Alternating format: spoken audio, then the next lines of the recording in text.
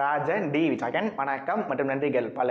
நம்ம தெலுங்கு சினிமாவோட மாஸ் மகாராஜா ரவி தேஜா அவர்களோட ஈகிள் பட கதை என்னன்னா, மாஸ் மகாராஜா ரவி தேஜா படத்துல கதையா முக்கியம். ஏன்னா இந்த படத்தோட கதை அவ்வளோ புதுமையான கதை. பிகாஸ் நானும் எத்தனையோ பாலகிருஷ்ணா படங்கள்லாம் பார்த்துருக்கேன். ஆனால் எந்த படத்தில் துப்பாக்கி யூஸ் பண்ண மாதிரி வேற எந்த படத்துலையுமே இந்த அளவுக்கு கிரியேட்டிவாக யூஸ் பண்ணியிருக்கவே மாட்டாங்க. ஏன்னா மறுபடியும் இந்த படக்கதைக்கு வந்தோம்னா, நம்ம அனுபமா பரமேஸ்வரன் ஒரு ஜேர்னலிஸ்ட், அவங்க ஒரு ஆர்டிக்கல் எழுதுறாங்க. அந்த ஆர்டிக்கல் நியூஸ் பேப்பரில் ரொம்பவே சின்ன ஆர்டிக்கலாக ஒரு ஓரத்தில் பப்ளிஷ் ஆகுது. அந்த ஆர்டிக்கல் பப்ளிஷ் ஆன உடனே என்டையர் இந்தியன் கவர்மெண்ட்டும் அப்படியே ஷாக் ஆகி போய் அனுபமா பரமேஸ்வரன் உள்ளிட்டவங்க கிட்ட இன்வெஸ்டிகேஷன் ஸ்டார்ட் பண்ணுறாங்க. அந்த அளவுக்கு இந்த ஆர்டிக்கல் ஏன் இவ்வளோ பெருசாக பேசப்படுதுன்னு தெரிஞ்சுக்கிறதுக்காக நம்ம அனுபமா தன்னோட ரிசர்ச்சை ஸ்டார்ட் பண்ணுறாங்க. அவங்களோட இந்த பயணத்தில் ஒவ்வொருத்தர் ஒவ்வொரு வகையில் நம்ம ரவி தேஜாவை பற்றி கதையாக சொல்கிறாங்க. அந்த கதைகளோட தொகுப்பு, அதன் மூலமாக நமக்குள்ள உருவாகிற சிரிப்பும் தான் இந்த பிளேயர் அன்னோன் போரிங் கிரவுண்டு.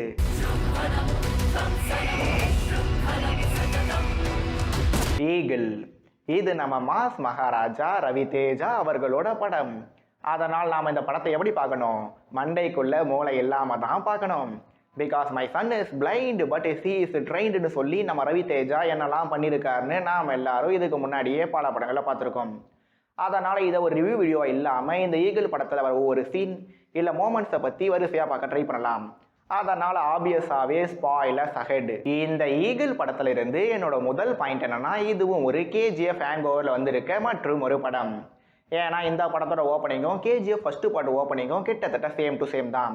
இதில் அந்த படத்தில் ஒரு சிலையை பற்றி பேசுவாங்க, இந்த படத்துலேயும் ஒரு சிலை இருக்குது. அந்த படத்துலையும் எல்லாரும் ஹீரோவுக்கு பில்டப் தருவாங்க. இந்த படத்தில் ஹீரோவுக்கு buildup after buildup for buildup to உருட்டர் பில்டப்னு தந்துக்கிட்டே இருக்காங்க. ஆனால் என்ன, கேஜிஎஃப் மாசாக இருந்தது, இந்த ஈகிள் தமாசா தான் போயிருந்தது. நெக்ஸ்ட் நம்ம ரவி தேஜா சார் அவர்களோட கேரக்டர் மற்றும் இன்ட்ரடக்ஷன். இவர் யாரு தெரியுமா? ஒரு புல்லட்டை வச்சு 2 பேரை கொல்லுவார். அது எப்படி ஒரு புல்லட்டை வச்சு 2 பேரை கொல்ல முடியும்னு கேட்டால், அவர் மேக்ஸு ஃபிசிக்ஸ்னு எல்லா விதத்துலையும் கால்குலேட் பண்ணி அடித்தா அவரோட குறி தப்பவே தப்பாது அப்படின்னு சொல்லி நம்ம ஹீரோ சார் படம் முழுக்க சுட்டுக்கிட்டே இருக்காரு. இங்க என்னன்னா, ஹீரோவோட எல்லா குண்டும் மற்றவங்க மேலே படும், ஆனால் ஹீரோ மேலே எந்த குண்டுமே படாது. இதயத்தில் புல்லட் இறங்கின பிறகும் நம்ம ஹீரோவுக்கு எதுவுமே ஆகாது, எல்லாமே ஓகேன்னு அக்செப்ட் பண்ணிக்கிறேன்.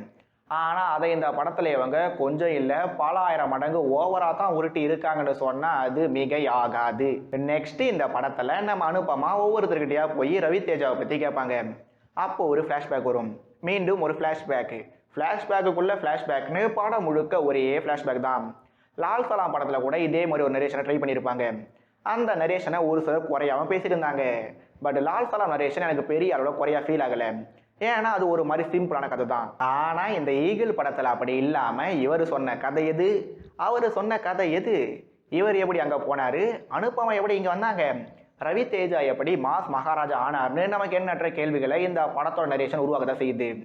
இதில் என்னன்னா, படத்தோட இயக்குனர் கார்த்திக் கட்டம்நேனி, ஒளிப்பதிவாளர் கார்த்திக் கட்டம்நேனி, எடிட்டர் கார்த்திக் கட்டம்நேனின்னு ஒருத்தர் எல்லா வேலைகளையும் பார்த்தா அவுட்புட் இப்படி தான் இருக்கும் போல. சரி, ஆளுக்கு கதை சொல்கிறாங்களே, அப்போ நம்ம ஹீரோ சாருக்கு ஒரு மெயின் ஃப்ளாஷ்பேக் கண்டிப்பாக இருக்குமேனு நாம் யோசிச்சா மாதிரி அந்த ஃப்ளாஷ்பேக் ஓப்பன் பண்ணாங்க. உண்மையை சொல்லணும்னா, ரவி தேஜா காவ்யா தப்பூர் லவ் ட்ராக்கை நாம் கலாய்க்கவும் செய்யலாம், இன்னொரு பக்கம் ரசிக்கவும் செய்யலாம். ஏன்னா என்னதான் வர சீன்ஸ் உலகமாக உருட்டா இருந்தாலும் it was nice to see those type of imaginations. But அந்த ட்ராக்கோட எண்டிங்கும் ஸ்டீரியோ டைப்பாக இருந்து நம்மளோட வருத்தங்கள் லிஸ்ட்டில் வந்து ஆட் ஆகியிருந்தது. கூடவே இந்த ட்ராக்ல ஒரு சின்ன பொண்ணு வருவாங்க, அவங்களுக்கு ஓவர் லேப்பிங்கில் டப்பிங் பேச வச்சுருந்தாங்க. ஆனால் அது ஒரு மாதிரி உறுத்தலாக இருந்தாலும் அந்த சின்ன பொண்ணு கேரக்டர் நான் ரொம்பவே லைக் பண்ணியிருந்தேன். நெக்ஸ்ட் நம்ம வில்லன் வினய் அவர்களோட கேரக்டர். வில்லன் வினய்னு சொன்ன உடனே எனக்கு ஒரு மாதிரி பக்குன்னு தான் இருந்தது. நல்ல வேலையாக இந்த படத்தில் ஒரு வில்லன் இல்லை. ஆனால் எனக்கு கடைசி வரைக்கும் புரியாத விஷயம் என்னன்னா, வினய் ஒரு விஷயத்தை இழந்துட்டு இருப்பாரு, அதனால் அவர் ரவி தேஜா மேலே கோலகாண்டில் இருப்பார். ஆனால் அதுக்கு பதிலாக நம்ம ரவி தேஜா வேற ஒன்றுத்தை தந்த உடனே நம்ம வினய் சமாதானம் ஆகிடுவார். இல்லை, நான் தெரியாமல் தான் கேட்குறேன், பேனா ஒன்றா இருந்தாலும் உன் பேனா வேற ஏன் பேனா வேற தானேன்னு கேட்டால் பெண் பாசம் தானுன்னு சொன்னாலும் சொல்லுவாங்க போல. அதனால் நாம் அப்படியே கிளைமேக்ஸுக்கு வந்தோம்னா, ஒரு பக்கம் எம்எல்ஏ ஆட்கள், இன்னொரு பக்கம் ஒரு கேங்கு, இதுக்கு நடுவில் கவர்மெண்ட்டை சேர்ந்த வீரர்கள்னு ஒரு 100 பக்கம் ஒரு பக்கம் இருக்க, இன்னொரு பக்கம் நம்ம ரவி தேஜா, அவர் கூட ஹெல்ப்புக்கு நவதீப், இவங்க 2 பேர் சேர்ந்து பண்ண விஷயங்கள் என்னென்னு சொல்கிறது. இதில் காரோட வீலில் இருந்து காளியாத்தா கையில் இருந்துன்னு இவனோட கன் ஷூட்டு கிரியேட்டிவிட்டி நினச்சி நான் சிரிக்கிறதா, இல்லை தேம்பி தேம்பி அழுகுறதானும் ஒன்றுமே புரியல. கடைசியாக இந்த படம் சொல்ல வர மெசேஜ், ஆயுதங்களால் மற்றவங்கள கொல்றவன் ராட்சசன், அதே ஆயுதத்தால் மற்றவங்கள காப்பாற்றுறவன் தான் தேவுடுன்னு படம் முழுக்க துப்பாக்கியால் சுட்டுட்டு கிளைமேக்ஸில் வந்து பொறுமையே பெருமனை சொன்னதை கூட நான் தாங்கிட்டேன். ஆனால் செகண்ட் பார்ட்டுக்கு லீடு தந்தாங்க பாருங்க. ஐ திங்க் செகண்ட் பார்ட்டில் துப்பாக்கிக்கு பதிலாக பீரங்கியால் சுட்டு விளையாடுவாங்கன்னு நினைக்கிறேன். அதனால் ஆக மொத்தம்னு எண்டுகட்டுக்கு போகிறதுக்கு முன்னாடி பர்ஃபார்மன்ஸை பற்றி ஷார்ட்டாக பார்க்க ட்ரை பண்ணலாம். ரவி தேஜா படம் முழுக்க ரொம்பவே வெறாப்பாக இருக்காரு. But we don't want Rathnavel Pandian because we are always like rocket Raja character. Kavya தப்பார் கடமைக்கு ஹீரோயின், அனுபமா பரமேஸ்வரனுக்கு மற்றும் ஒரு நான் ஹீரோயின் ரோல். அதில் அவங்க சும்மா வந்துட்டு போயிருந்தாலும் I still miss vintage Anupama one more time. Now Deep நீட்டாக நடிச்சிருந்தாரு. ஸ்ரீனிவாஸ் அவசரலா மது போன்றவங்க சிரிப்பு வர வைக்க ட்ரை பண்ணியிருந்தாங்க. ஆனால் சிரிப்பு வர வைக்க வேண்டிய அஜய் கோஷ் மற்றும் ஸ்ரீனிவாஸ் ரெட்டி போன்றவங்க சிரிப்பு வர வைக்கல. ஏன்னா இது ஒரு சீரியஸான படமாமா. Last but not least stunts சோதனைகள் இந்த படத்திலே தொடருது. கடைசியாக நம்ம தேவ் சந்தாவோட பாடல்கள் இந்த படத்துலையும் தேவையில்லாமல் இருக்க பிஜிஎங்கள் சில இடங்கள்ல நல்லா இருந்தது, பல இடங்கள்ல இன்னும் கூட நல்லா இருந்திருக்கலாம். அதனால் ஆக மொத்தம் இந்த ஈகிளும் குரூப்பாக சேர்ந்து கலாய்க்கிறதுக்கான எல்லா ஆஸ்பெக்டோட வந்திருக்க மற்றும் ஒரு மசாலா படம். ஆனால் இந்த படத்தோட டியூரேஷனும் ரொம்பவே அதிகமாக இருக்கிறதால குரூப்பாக சேர்ந்து கலாச்சாலும் நமக்கு கடுப்பு உண்டாகிறத யாராலையும் தடுக்க முடியாது. ஸோ இந்த படத்தை பார்க்குறதும் பார்க்காம போகிறதும் அவங்களோட ஓன் ரிஸ்க். ஆனால் அந்த ரிஸ்க்கை நான் எடுத்துட்டேன், மறுநடியை வாங்கிட்டேன்னு சொல்லிட்டு மீண்டும் இன்னொரு வீடியோ சந்திக்கும் வரை இது ஆடியோ ரிவ்யூ. நான் ராஜன் டி விஜய். நன்றிகள் பல மற்றும் வணக்கம்.